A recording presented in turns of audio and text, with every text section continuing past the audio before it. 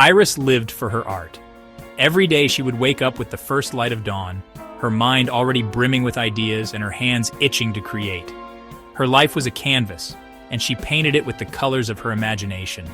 Charcoal sketches, vibrant watercolors, clay sculptures, they breathed life into her small, quiet world. Each piece she created was a fragment of her soul, a testament to her passion and dedication. Her art was her voice, her way of communicating with the world. Her tiny apartment overflowed with creativity, each creation a silent companion. The walls were adorned with her paintings, the shelves lined with her sculptures. It was a sanctuary, a place where she could lose herself in her work and forget about the outside world. But Iris yearned for a connection, a spark of something more. Despite the beauty and vibrancy of her creations, there was a void in her heart, a longing for companionship that her art could not fill. She often found herself staring out the window, wondering if there was more to life than her solitary existence. One gloomy afternoon, while sculpting by the window, I noticed something peculiar. The sky was overcast, casting a dim light into the room. I was lost in my work when I saw it, a movement out of the corner of my eye. My shadow, usually a flat, obedient companion, twitched. It was subtle at first, just a slight quiver, but then it grew more pronounced, as if it was trying to break free from the wall. It stretched, elongated, then twisted into a grotesque parody of my pose. I watched in horror as it contorted into shapes that defied logic, its form becoming more and more distorted. Fear, sharp and cold, pricked at her skin. She had never seen anything like this before. Her heart raced and her mind was filled with questions. What was happening? Was she losing her mind? This was no ordinary shadow. It had a life of its own, a presence that was both eerie and fascinating. It moved with a purpose, as if it was trying to communicate with her. Hesitantly, Iris reached out, her fingers trembling. She had to know if it was real, if she wasn't just imagining things. As her hand drew closer, the shadow seemed to react, its form rippling like water. As she touched the shadowy figure on the wall, it rippled. The sensation was strange, like touching something both solid and liquid at the same time. It sent a shiver down her spine. The air crackled with static, and a voice, raspy yet strangely comforting, echoed in her mind. It was a voice she had never heard before, yet it felt familiar, like an old friend. "Don't be afraid, Iris." The words were gentle, soothing. They wrapped around her like a warm blanket, easing her fear. "We have much to do." The shadow's words were filled with promise, a hint of adventure. It was as if it was inviting her to step into a new world, one filled with possibilities. Iris stumbled back, heart pounding. Her own shadow speaking? It was unbelievable, yet there it was, right in front of her. Impossible. But deep down, a thrilling, terrifying possibility bloomed in her chest. What if this was real? What if her shadow was truly alive? Maybe, just maybe, her lonely world was about to change forever. The thought filled her with a mix of fear and excitement. She had always longed for a connection, and now, it seemed, she had found one in the most unexpected place. Terror gave way to curiosity. Drawn by an invisible string, Iris followed her shadow's whispers.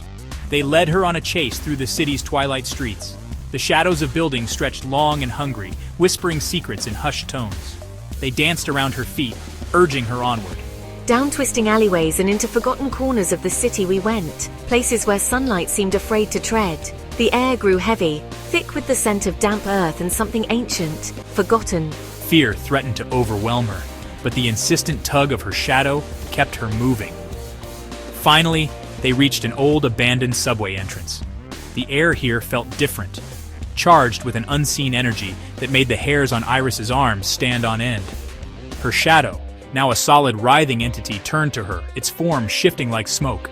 "This is the way, the entrance to our world, the world of shadows." Hesitation warred with a burgeoning sense of adventure. This was madness. Iris had always been cautious, the kind of person who double-checked everything. But now, standing at the edge of the unknown, she felt a pull she couldn't resist. The city above was familiar, safe, but also stifling. Here in the depths, there was a promise of something new, something extraordinary. Yet, Iris felt strangely drawn to the darkness that beckoned beyond the shattered subway entrance. It was as if the shadows whispered secrets, tales of forgotten worlds and hidden treasures. The entrance, though foreboding, seemed to invite her into a realm where the ordinary rules didn't apply. Taking a deep breath, she stepped forward, her hand finding her shadow's surprisingly solid form.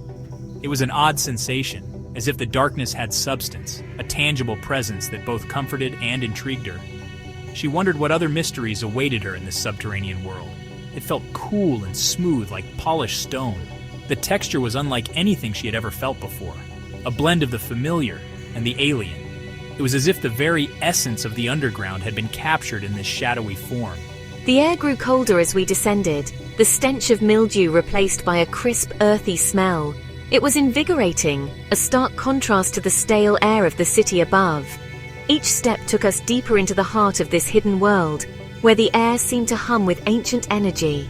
The darkness, once absolute, began to shimmer with an ethereal silver light. It was as if the very fabric of the underground was woven with threads of luminescence, guiding us deeper into its embrace. The light was soft, almost magical, casting gentle shadows that danced with our every movement. It emanated from the walls, the ceiling, even the air itself. The entire cavern seemed alive, pulsating with a rhythm that was both mesmerizing and calming. It was a world where light and darkness coexisted in perfect harmony, creating a surreal landscape that defied the ordinary. 1,000 points of light, like stars fallen to earth. They twinkled and glowed, creating constellations that told stories of their own. It was a breathtaking sight, a reminder that beauty could be found in the most unexpected places. They emerged into a vast cavern, its ceiling lost in the shimmering darkness above. The space was immense, dwarfing anything they had seen before. It was a hidden world, untouched by time, where the past and present seemed to merge into one. Strange, bioluminescent plants grew in wild profusion, casting flickering shadows that danced and swirled in the gentle breeze. These plants were unlike any Iris had seen before, their glow creating an otherworldly atmosphere. They seemed to pulse with life, adding to the enchantment of the cavern. In the distance, graceful archways and winding paths hinted at a city hewn from the very rock. It was a marvel of architecture, a testament to the ingenuity and creativity of its builders. The city seemed to beckon, promising more wonders and secrets to uncover. Welcome to Shadowbound, the city of shadows where the past and present intertwine and the line between reality and fantasy blurs. It is a place where every corner holds a story, every shadow a secret, where light and darkness exist in perfect harmony. Here in Shadowbound, the impossible becomes possible, and the ordinary transforms into the extraordinary. It is a city that defies expectations, a place where dreams and reality merge into one. Iris soon discovered Shadowbound was no ordinary city. It was a place where the lines between reality and the surreal blurred, a realm where shadows lived and breathed. It was a haven for shadows, not the lifeless kind cast by the sun, but living, breathing beings of pure shadow. These shadows had their own society, their own rules, and their own mysteries. Some resembled animals, sleek and predatory. Others flowed like liquid night, their forms ever-shifting. They moved with a grace that was both mesmerizing and unsettling, their eyes glinting with an intelligence that hinted at untold stories.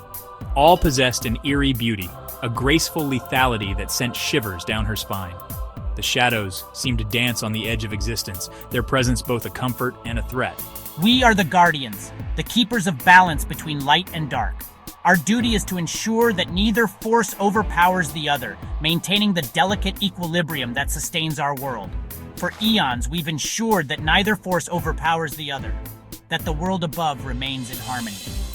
This balance is crucial, for without it, chaos would reign, and both realms would fall into disarray. Iris learned that every living being in the world above had a shadow counterpart in Shadowbound. These counterparts were not mere reflections, but integral parts of their beings, sharing their essence and fate. These shadows weren't mere reflections, but extensions of their other halves, connected by an invisible thread of essence. This connection was vital, for it ensured that both the world above and Shadowbound remained intertwined and balanced. When a creature died in the world above, its shadow faded in Shadowbound, returning to the Well of Shadows to be reborn.